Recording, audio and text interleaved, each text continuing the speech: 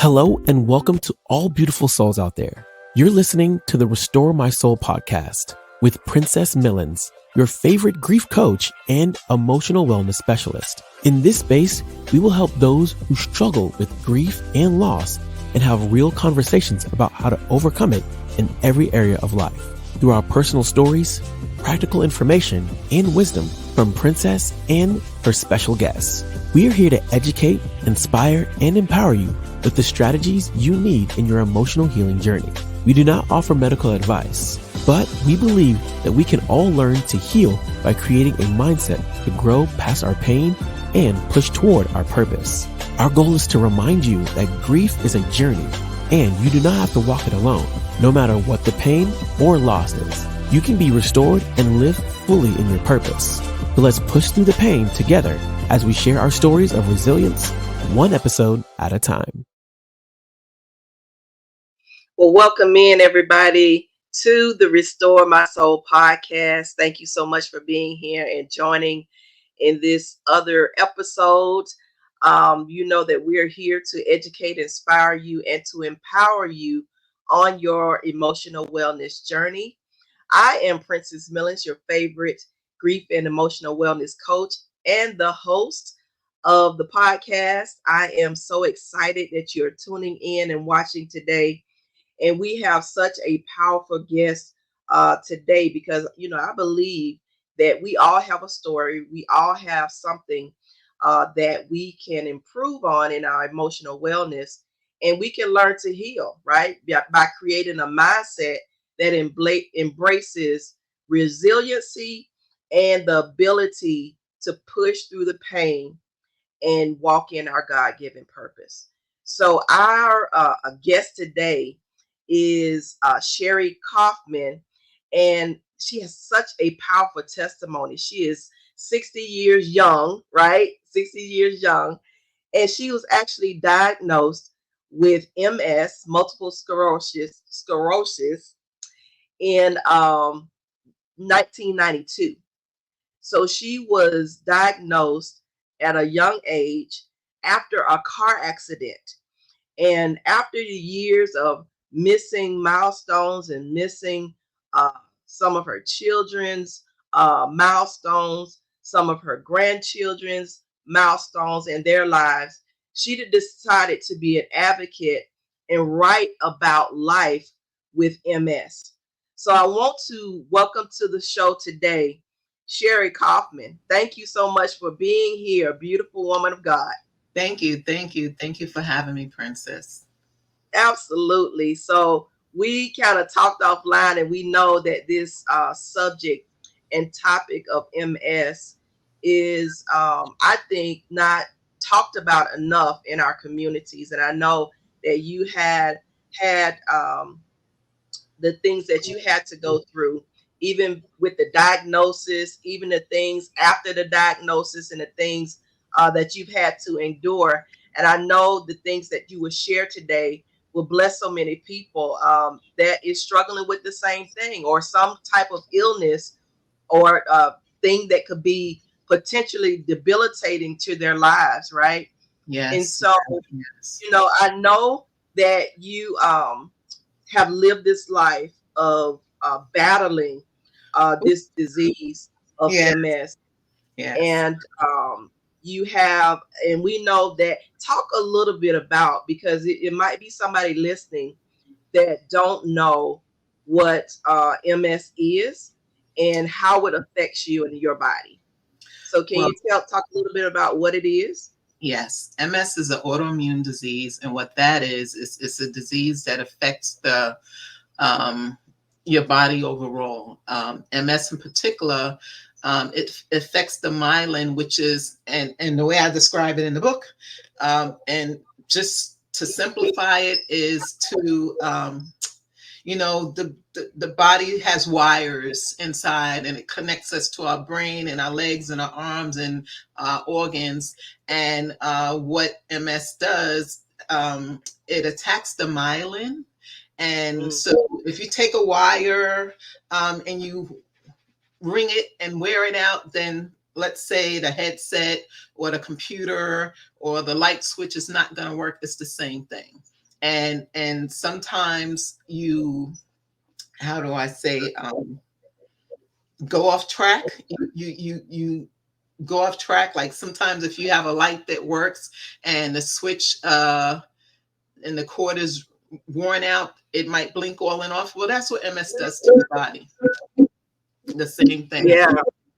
Your vision can go. Your ability to walk can go. Your ability to talk can go. You can have a breakdown of your system where your process of elimination, you can have problems with that. It's just so many things. So many things. Yeah, yeah. And I know that it's something that had to be a great struggle in Oh, trying to manage such a thing, right? yes. And I know that in your story is that it was actually diagnosed with the car accident that you had, right? Can Yes. you so just talk about how this all came about as far as the car accident and it led to the diagnosis and what Okay. happened behind that? I was just finished helping a friend move, and I was sitting at a stop sign on a rainy night, and next thing I knew, this car rear-ended me, and I hit my head on the steering wheel, and I went out a few minutes. When I came to, the car was still under me trying to get out. But let me tell you how good God is. And I have to backtrack because this part is so important. There was a truck and a car in front of me when the car hit me, and I should have hit them, but I didn't. Wow. Uh, the car hit me. I went through these two cars. There was a house in front of me, and the police said a few more inches, I would have hit the steps of the house. And at a few more inches, the car had hit something under my car. And at a few more inches, he would have hit my gas pan and the car would have blew up. So the journey was a journey. I'm still alive. Absolutely. And I woke up the next morning and I was just a wreck. I was shaking and trembling. I wasn't getting better. I didn't go to the hospital that night, and I should have. But I went the next day. My husband at the time took me to the hospital, and I got treatment. I got therapy, but I just wasn't getting better. And one doctor, I was seeing a neurologist, he says, I think you might have MS. And I'm like, no, I've heard of it. Montel Williams had it, Annette Funicello. I knew of MS. I said, no, I was in an accident and my body's just off whack. He says, no, we're going to do some tests. So they did an MRI. Excuse me. They took some spinal fluid, which is one of the tests that they do take to determine whether you are actually have MS. The brain, MRI of the brain, and then an MRI of the spine. Well, the brain came back with lesions, which is what they use to determine MS. The spinal fluid came back clear, so that was a no with the spine. But you can have lesions on your spine as well. I didn't have it. And so the doctor started treating me, but I'm kind of very headstrong and a non-believer to these things that they say we have. And I said, no, I have an accident. I had the accident and I'm healing from it. And that's what I took it. I didn't accept it. I didn't accept it at all. So for the first 10 years of my life, I didn't accept having MS at all. I fought it. I wouldn't take the medicine. I was getting all the treatment, getting treatment for the accident on top of it.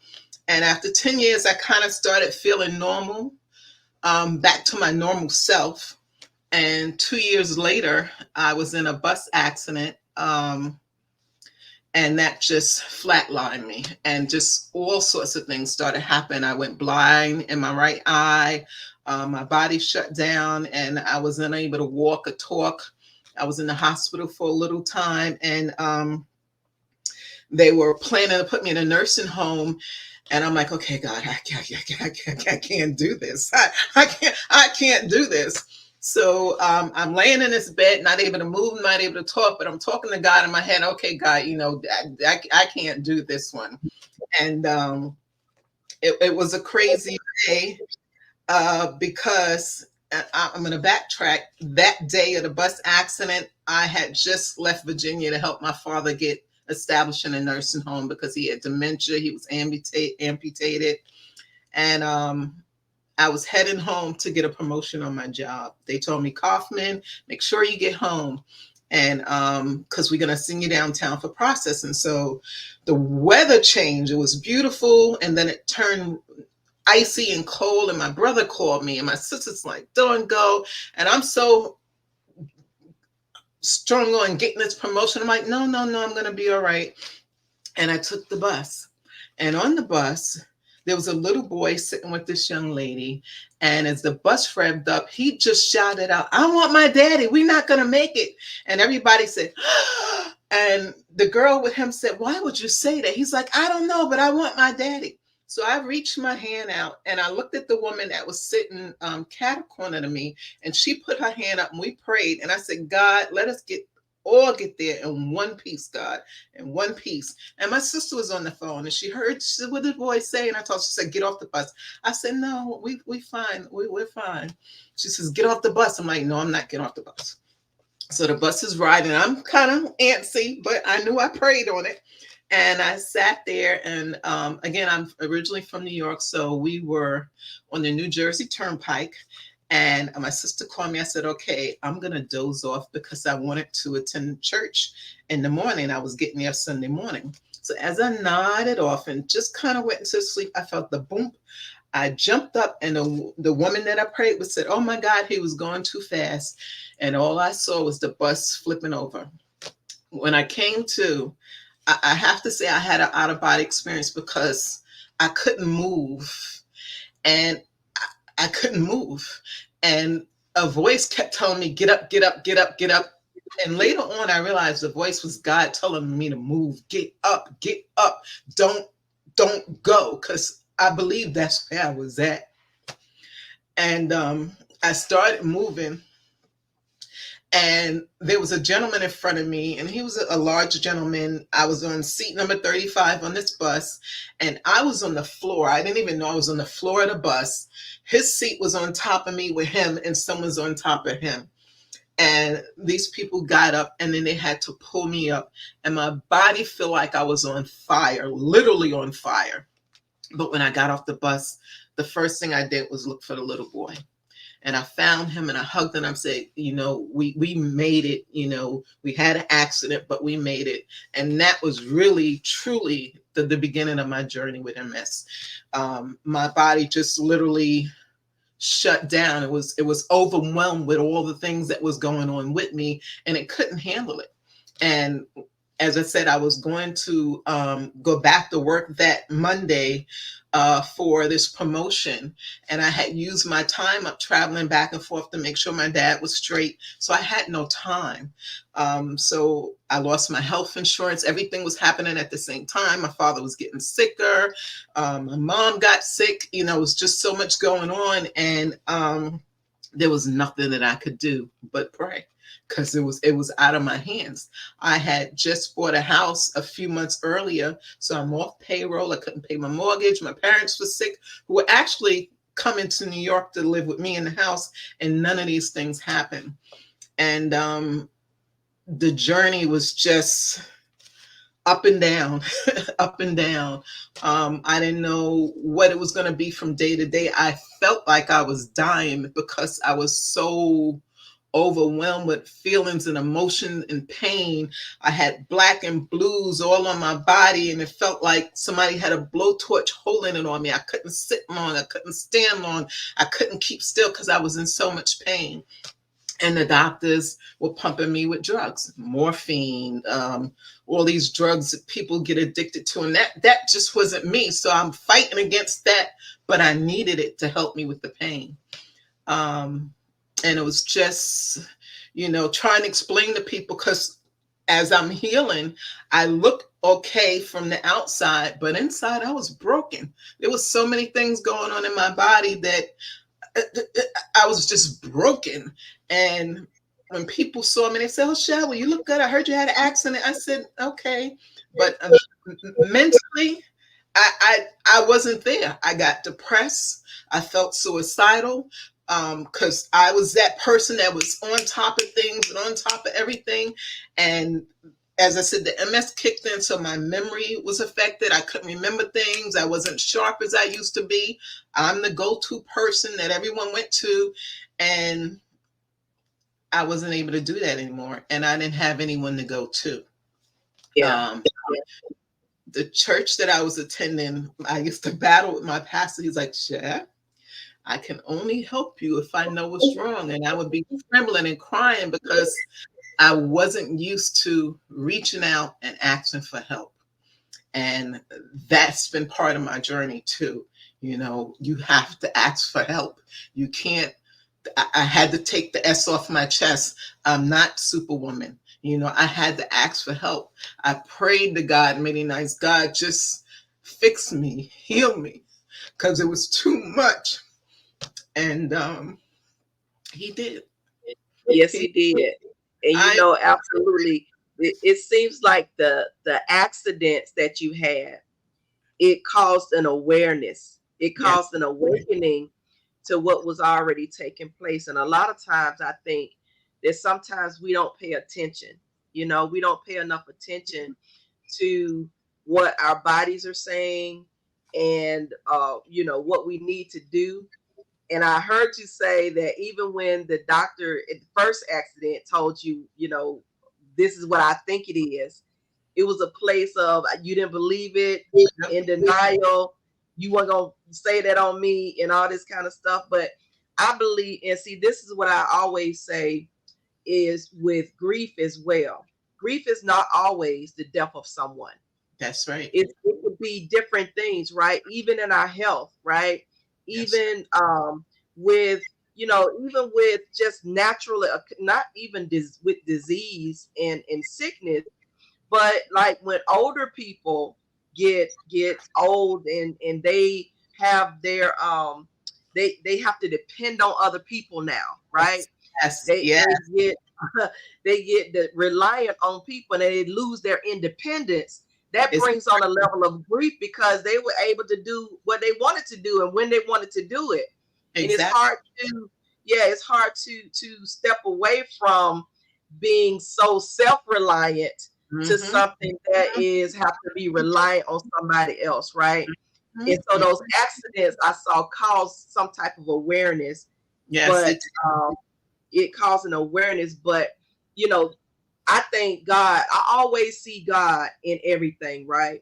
Yes. And the blessing that I see is that sometimes we go through, God will do something, right? He'll send somebody, he'll show something to alert us that something is wrong. Yes. Yes. And because of that, as we look at accidents are a bad thing, yes, they are. But the accidents was the things that made the doctors aware, that made you aware that something was not right before it was too late, right? And even the other part is it made me stop and take care of me first because I was taking care of everybody else. I had a sick father, I had a sick mother, I had a brother who was sick at the time. I was running for this one and that one. I had my son had got shot. There was just so many things.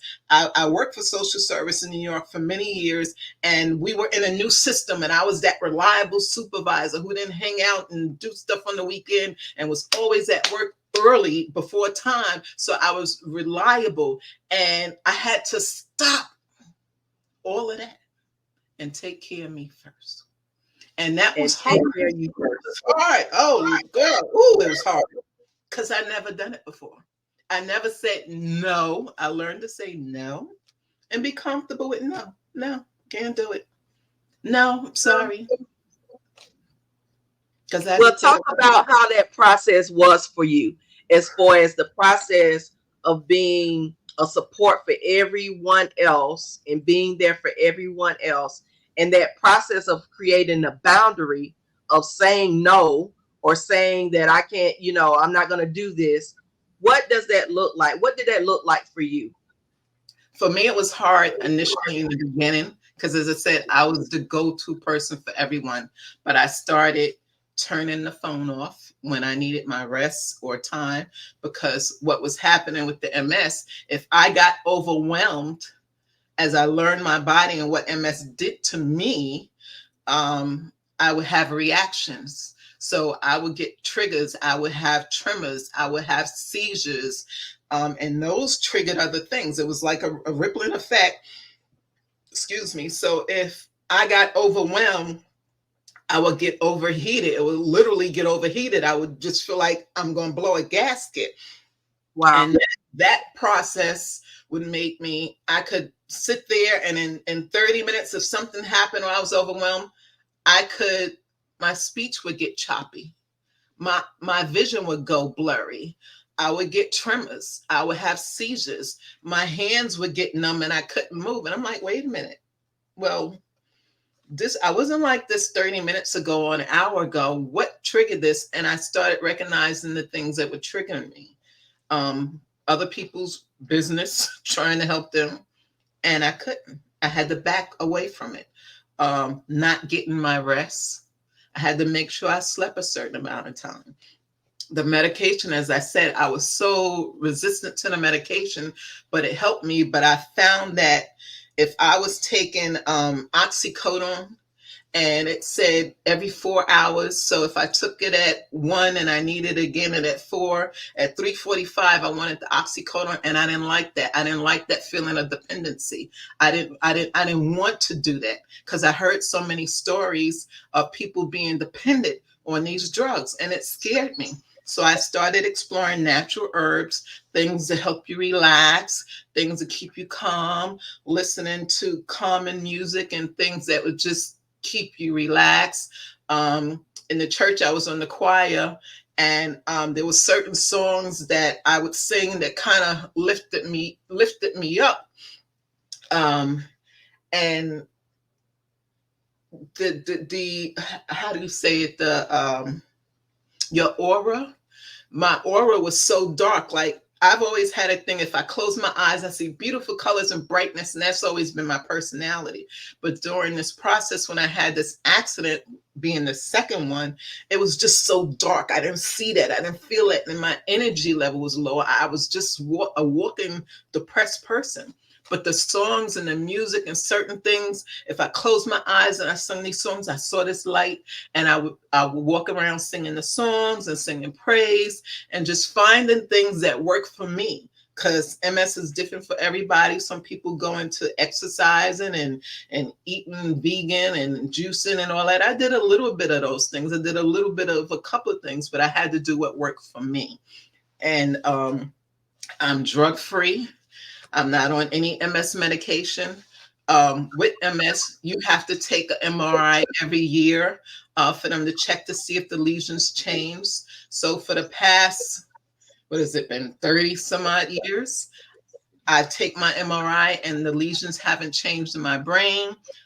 There are no additional lesions in my body, and I thank God for that. Yeah. I've lost friends along the way. I watch people decline with MS, and they're taking these medications and injections and pain pills and all kind of stuff. And I said, that's not going to be me. The way I came in this world is the way I want to go out. Absolutely. That is so beautiful, because boundaries will actually save your life. Boundaries will save your life, because if you don't know boundaries, it gets a bad rep, because boundaries is not necessarily to keep people out. It's to show people how to treat you, how you need to be treated, so that you can do what is best for you. Yes. And so what I have come to understand is stress is a big factor in triggering those things that's already wrong with us. No matter what disease it is, when you add stress on top of it, it's a recipe for disaster. Yes, it is. And so it's just a blessing to hear you say that you were able to do those things that were best for you. Listen to the music, get back to the things that will bring your spirit back up, so that it can be healed the way that, and I believe that the way that you have conducted this whole thing, right? And getting back and having that support system, having the things, have led you to be exactly what you just said, drug free. You don't have to, be out of your MRIs are the same every year. Nothing is declining, nothing. And that's all by the grace of God. And I thank God on your behalf, because you are such a testimony of just people in general, right? Because we don't talk about this topic of MS in our communities. We talk about a lot about cancer. We talk about heart conditions. We talk about diabetes and things like that. But in our community, we don't talk enough about some of the autoimmune diseases that affects us every day. And so I'm so glad that you were here to share your story and some things that you did for yourself to even bring you out of that place, and to be able to be that advocate that we see today, that will that continues to encourage other people in their journey. You know what I'm saying? Yes, yes. Yeah, yeah. So it just, before we end this broadcast today, I want you to share just one thing. Share one thing of encouragement that somebody might be watching, somebody might be listening. A word of encouragement if they're struggling in any sickness, any illness, any disease, and they feel like you felt when you first heard the news, or you first got into, and they can't seem to break free from not knowing how to survive in life. What encouragement would you give them? The first thing I would say is take it to God, because he's the only person that's really going to understand what you're going to. Secondly, you have to do your part. You have to do your part. You can't sit there and just pray for God to fix it or repair it. You have to do your part. And your part means going to the doctor, telling how you feel, having a conversation, because the doctor may want to drug you up and you say, well, no, but what's the alternative? What else could I do? Well, I've explored this. Let's try this first. Listen to your body. Your body's going to tell you what you need. And some things are trial and error. Like I said, with MS, everything doesn't work for everybody. I started writing when I first got diagnosed, and really hadn't wrote a lot about it. But my experience with telling people, it just didn't seem to register sometimes, because people saw me, oh, Sherri, you look good. They knew I had these accidents. They knew I was going through all this stuff. Well, I knew someone that had MS, but they're walking on a cane and they're in a wheelchair. Well, that's them. But I'm not that person. You have to own up to who you are, and don't let the naysayers say, oh, well, I don't believe you, because you're going to get a lot of that. And it's okay, because people don't believe it, and they don't have to believe it. You know who you are, and know where you stand, and leave it at that. And don't worry about what people think about you. My challenges of driving, I drive during the day. I can't drive at night because I don't see. And I've had all kind of jokes. My brother used to, when I lived in North Carolina, I'll be at his house and we're in the pool or something. Okay, I gotta go. Well, you're not spending the night? Nope, because it's getting dark. And I would get on the road and head back home, because I knew I couldn't see in the dark. And it was a joke for the family. Oh, she's here. It's a little late. It's getting dark. She's still here. But that was okay. In the beginning, it used to bother me. And then I started laughing at it, because they didn't really understand what I was feeling and what I was going through. And they don't have to. And in the world we live in, you have to understand that people don't have to understand who you are, as long as you do. As long as you understand who you are and where you are, nothing else matters than what anyone else thinks. So, yeah. Such a great word of encouragement. Thank you so much, Sherri, for being here today and sharing this powerful story. I know I was blessed, so I know that other people that are watching, they're going to listen and they're going to be blessed as well. I want to share, Princess, I'm sorry. Yeah, go ahead. My book. That's what I was going to ask you about. So I want you to tell everybody how to connect with you. Tell everybody how to connect with you, how to get your book, how to follow you on social media. My book is on Amazon, and it's called Grandma Has MS. It's a story that I wrote for my grandchildren, explaining what MS was and why Grandma couldn't participate and all the things that I normally did with them. I'm not big on social media, but I am on Facebook, Sherri Caughman, SherriCaughman. And my email is Sherri_Caughman@yahoo.com. I'll be doing some book signings soon in the Columbia area and eventually New York. All right, great. Thank you so much, Sherri, for sharing your story, sharing your book. You all make sure that you go out and support and bless someone, and again, I know it's about MS, but I'm pretty sure it will be something for someone to even bless with any disease, and Yes. how to have that conversation with your children, whether you're a grandparent, a caretaker, a parent, and sometimes we don't know how to explain to our children what we're going through and what we're experiencing. So it's such a blessing that you were able to write this book and continue. So I want to encourage you to continue to share your story, continue to show up in ways that God will bless. And I was just so excited for you to come on today. And I thank you so much. Thank you for having me. Thank you so much. I really appreciate it. Absolutely. Well, y'all, that was another episode of Restore My Soul podcast. And I hope that you were inspired and blessed today. You all remember to continue to follow me on all social media at Princess Millens, and at my website at princessmillens.com. Remember that grief is a journey, but you don't have to walk it alone. And we will see you in the next episode of the Restore My Soul podcast. Thank you for joining another episode of Restore My Soul podcast. Be sure to listen and watch each week as we continue the conversation on how to bounce back from the setback of grief and loss, and to become resilient so that you too can thrive in life.